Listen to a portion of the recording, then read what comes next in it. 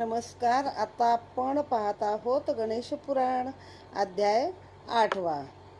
सुमुखश्च एकदन्तश्च कपिलो गजकर्णक लंबोदरश्च विकटो विघ्ननाशो गणाधिप विनायकं धूम्रकेतु गणार्ध्याक्षो बालचंद्रो गजाननो द्वादशैतानि नामानि यत्पठेत शृणुयादपि. म्हणजे आपण 12 नाव गणपतीची आता घेतलेली आहेत आणि पुढील अध्यायाला सुरुवात करीत आहोत.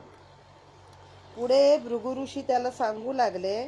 त्या ब्राह्मणाने केविलवाणेपणाने केलेली विनंती ऐकून त्या निष्ठुर कामदाला त्या गरीब ब्राह्मणाची मुळीच दया आली नाही. कारण दररोज पापकर्मे केल्यामुळे त्याचे मन निर्ढावले होते. कामंद त्या ब्राह्मणास म्हणाला, अरे मूर्खा, तुझी विद्वत्ता माझ्या पुढे काय कामाची. बरोबर हा मैत दुष्टवृत्तीचा. त्याची विद्वत्ता, ब्राह्मणाचे बोल काय त्याला समजणार नाही.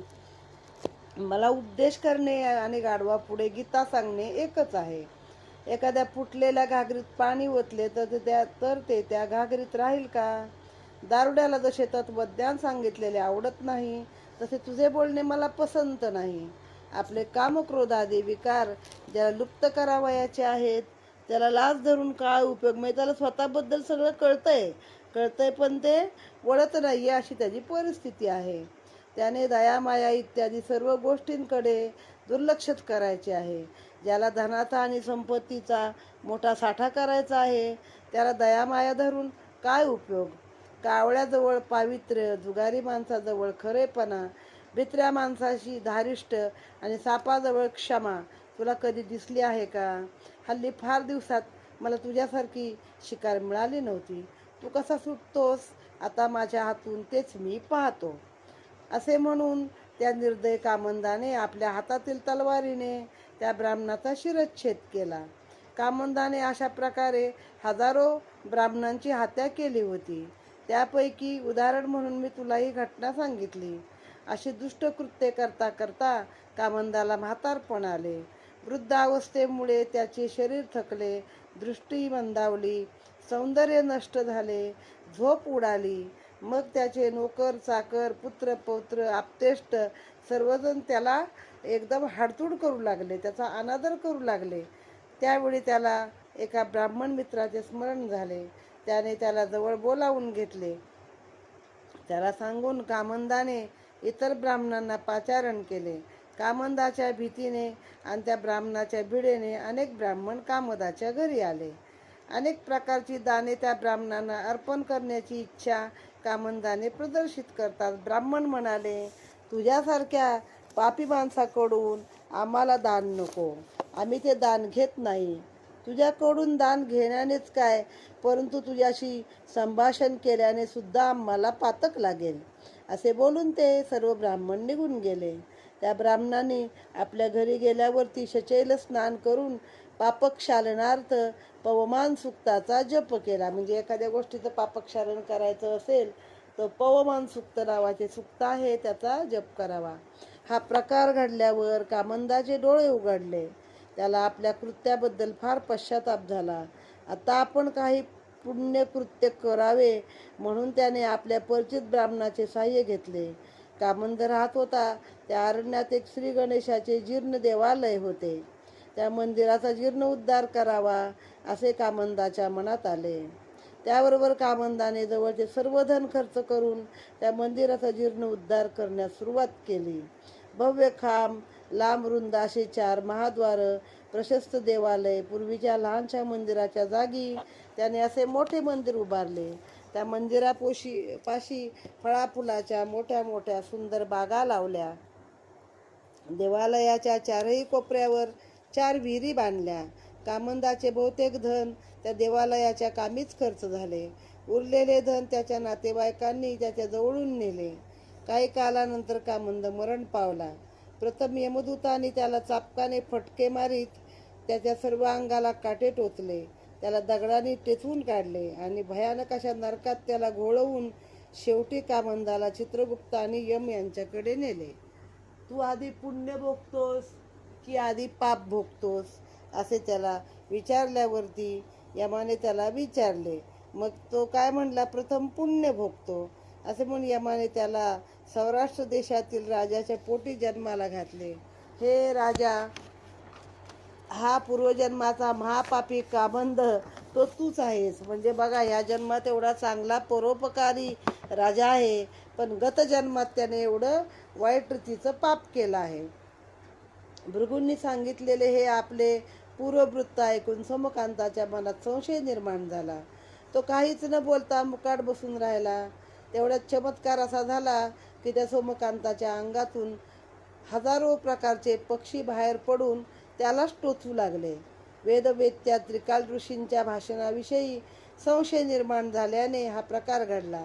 त्या पक्ष्यांच्या चंचू प्रहारामुळे राजा घायाळ होऊन भृगु ऋषींना म्हणाला, ऋषी श्रेष्ठ हो, आपल्या आश्रमात पशुपक्षी निसर्गता असणारे आपले वैर सोडून प्रेमभावनेने एकत्र राहतात आणि हे पक्षी व्याधीग्रस्त झालेल्या मला आणखीन मारित आहेत. ते कसे काय? महाराज, मी आपल्याला शरण आलो आहे. मी अत्यंत दीन आहे. मी कुष्ठरोग झाल्यामुळे दयेला पात्र आहे. आपली ब्रीद सर्व प्राण्यांचे रक्षण करणे हेच आहे. त्यामुळे आपण मला वाचवा. राजाचे हे आर्तभाषण ऐकून भृगू म्हणाले, राजा, माझ्या बोलण्याविषयी तू मनात संशय घेतलास.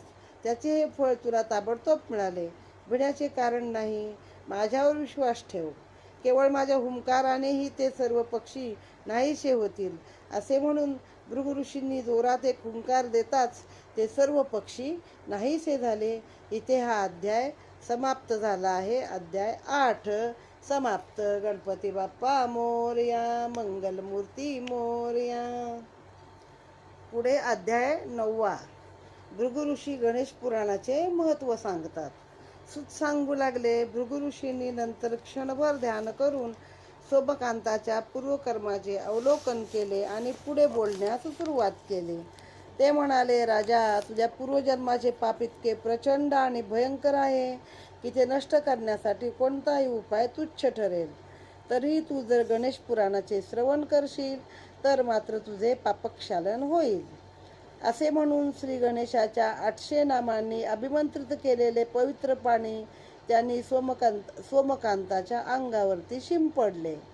ते पवित्र पाणी अंगावर पडताच राजाच्या नाकातून एक अतिसूक्ष्म पुरुष बाहेर पडला. तो पाहता पाहता वाढतच चालला. तो थोड्या वेळाने इतका प्रचंड वाढला की उंची 7 वृक्षाहून अधिक झाली. त्या पुरुषाचे डोळे लाल भडक होते. त्याच्या विस्तृत मुखातून त्याची लाल लाल जीभ बाहेर लोंबत होती. काळोखालाही लाज वाटेल असा त्याचा रंग होता. त्याच्या मुखातून कधी अग्नीच्या ज्वाळा बाहेर येत होत्या तर कधी रक्तपू वगैरे घाणेरडे पदार्थ बाहेर येत होते. तो आपले भयंकर दात कराकरा चावीत होता. अशा प्रकारचा तो रुद्रभीषण भयंकर पुरुष पाहून आश्रमातील सर्वजण घाबरून गेले. तू कोण आहेस? असा प्रश्न भृगु ऋषींनी त्याला विचारताच तो म्हणाला, मी प्रत्येक प्राण्याच्या शरीरात वास्तव्य करणारा पापपुरुष म्हणतात तो मी. आपल्या मंत्रप्रभावाने मी या राजाच्या शरीरातून बाहेर आलो. यावेळी मी अतिशय क्षुधित झालो आहे. म्हणजे मला खूप भूक लागली आहे. तरी मी काय खाऊ ते मला सांगा. आपण जर आता मला काहीच खायला दिले नाही तर मी आश्रमातील माणसे आणि हा सोमकांत आपल्या समोर खाऊन टाकीन. त्याचप्रमाणे आपण या राजाच्या शरीरातून मला बाहेर काढलेत, म्हणून मला राहण्यासाठी दुसरे ठिकाणही दाखवावे. त्या पुरुषाचे बोलणे ऐकून भृगु ऋषी म्हणाले, हे जे सरळ आणि उंच वाढलेले आंब्याचे झाड समोर दिसते आहे ना, त्याच्या ढोलीमध्ये तू जाऊन बैस आणि त्या झाडाची वाळलेली पाने खाऊन राहा. सूत सांगतात, भृगु ऋषींच्या आज्ञेप्रमाणे त्या पापपुरुषाने त्या झाडाला स्पर्श करताच एका क्षणात त्या झाडाचे भस्म होऊन गेले. परंतु ऋषींच्या भीतीने तो पुरुष त्या भस्माच्या ढिगात लपून बसला. हे पाहून भृगु ऋषी राजाला म्हणाले, राजा, तुझ्या अतिशय पापामुळे हा वृक्ष जळून भस्म झाला आहे. आता तू श्री गणेश पुराण श्रवण केलेस म्हणजे त्या पुण्याईने हा आम्रवृक्ष पुन्हा सजीव होईल आणि तू पापमुक्त होशील.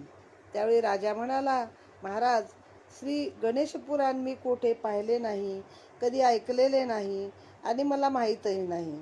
ते सांगणारा पुण्यवान वक्ता मला कोठे मिळणार? भृगु ऋषी म्हणाले, पूर्वी ब्रह्मदेवाने हे पुराण व्यासांना सांगितले. मी स्वतः ते व्यासांकडून ऐकले आहे. तुझी इच्छा असली तर मी तुला ते सांगेन. त्या सरोवरात जाऊन तू प्रथम स्नान करून शुद्ध मनाने माझ्याजवळ ये. त्यानंतर राजाने सरोवरावर स्नान केले. सरोवरात नाही सरोवरावर म्हणजे पाणी घेऊन काठाला. अतिशय ते घाण नाही करायचं सगळं. एक तर हा कुष्ठरोगी, ह्याला कोणी त्यात आत आंघोळ करू पण देणार नाही. सरोवरावर स्नान केले. मोठ्या आनंदाने मी आजपासून गणेश पुराण श्रवण करीन असा संकल्प केला. त्या संकल्पानेच राजाचा रोग तत्काळ बरा झाला. भृगु ऋषींच्या कृपेने त्याच्या शरीराची क्षते म्हणजे जी काही भोकं पडली होती अंगाला ती पूर्णपणे बरी झाली व त्याच्या अंगातील सर्व कृमी नष्ट झाले. म्हणजे किती त्रास होत असेल बघा त्याला. त्या जखमा झाल्या, त्या जखमात किडे झाले आणि कुष्ठरोग्याला ते स्पर्शज्ञानही कळत नाही आणि दुखतही नाही. म्हणजे ते अंग अक्षरशः सगळं ठणकतं आणि त्यातून सगळं एक एक भाग असा गळत जातो शरीराचा. तो फार त्या काळात तो फारच वाईट गोष्ट होती. आपण बाबा आमटेंची कथा ऐकलीच असेल. तो कुष्ठरोगी घरी घेऊन आले, तो मेला आणि त्याच्यानंतर पुढे त्यांना हे झालं. मग त्याला बघून ते पण असे रात्री घाबरले. ते हाडं बिडं झिजलेला, पावसा पाण्यात थंडीत पांघरून घेऊन झोपलेला मनुष्य बघून. तर आता तो काळ गेला, परंतु पाप करू नये म्हणून या सर्व भीती तुम्हाला आहेत आणि तुम्ही किमान त्यानं तरी नीट राहावं. मग त्याची क्षत पण बर्ण झाली, कृमी पण गेले शरीरातले. राजा फार आनंदित झाला. त्यानंतर भृगु ऋषीने राजाला आश्रमात आणून त्याला बसण्यासाठी आसन दिले आणि त्या आसनावर विराजमान झाल्यावर दिव्य शरीर लाभलेला तो सोमकांत राजा ऋषींना म्हणाला, महाराज, केवळ संकल्पनानेच माझी एक दुर्धर अशी व्याधी नष्ट झाली. म्हणजे फक्त अजून केलं नाही, फक्त संकल्प केलाय. ते हे पुराण असे महान आश्चर्यकारकच आहे. भृगु ऋषी म्हणाले, त्यात शंकाच नाही. अनेक जन्मातील पुण्य ज्याच्या गाठी असेल त्यालाच हे पुराण श्रवणाचा अलभ्य लाभ घडेल. हे पुराण जे श्रवण करतील त्यांची सप्तजन्माची पापे नष्ट होतील. साक्षात ब्रह्मस्वरूप असलेल्या त्या गणेशाचे महात्म्य वर्णन करण्यास कोण काय समर्थ आहे का? प्रत्यक्ष सहस्त्रमुखाचा शेष सुद्धा त्याचे वर्णन करण्यास असमर्थ आहे. तरीही मी व्यासांकडून जसे ऐकले तसे मी तुला सांगतो. हे राजा, गजाननावरती श्रद्धापूर्ण अशी भक्ती ठेव आणि हे पुराण तू श्रवण कर. इथे हा अध्याय समाप्त झाला आहे. गणपती बाप्पा मोरया. श्री गणेश पुराण अध्याय 10वा. व्यासांनी प्रार्थना केलेली आहे.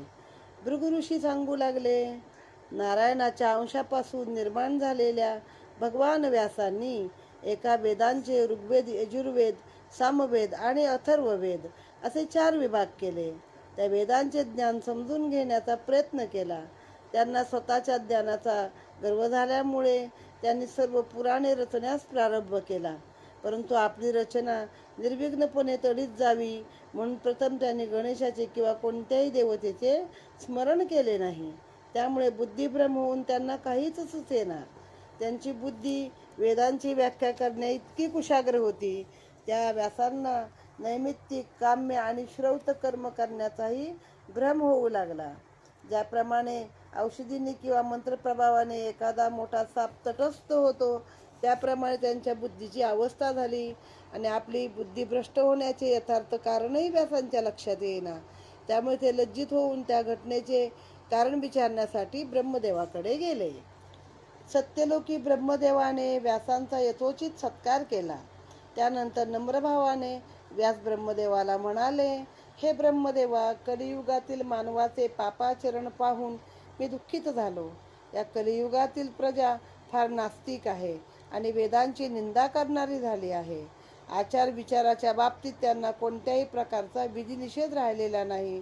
म्हणून मी ज्यामध्ये वेदांचा अर्थ समाविष्ट आहे अशी पुराणे रचण्याचा विचार करून त्या मार्गाला लागलो. परंतु आश्चर्य असे की माझी बुद्धीच नष्ट झाली, कुंठित झाली. त्यामुळे मी अगदी दिग्मूढ होऊन गेलो आहे. असे एकाएकी माझ्या ठिकाणी अज्ञान निर्माण होण्याचे काय कारण असावे हे विचारण्यासाठी मी आपल्या पायाजवळ आलो आहे. तर त्याचे कारण सांगून ते अज्ञान नष्ट होण्याचा एखादा उपाय देखील आपण मला सांगावा. व्यासांची ती प्रार्थना ऐकून ब्रह्मदेवाने थोडासा विचार करून आश्चर्याने व्यासांना म्हणाले, बाबा रे, कोणतेही काम सुरू करण्यापूर्वी त्याचा साध्यंत नीट विचार करायला पाहिजे.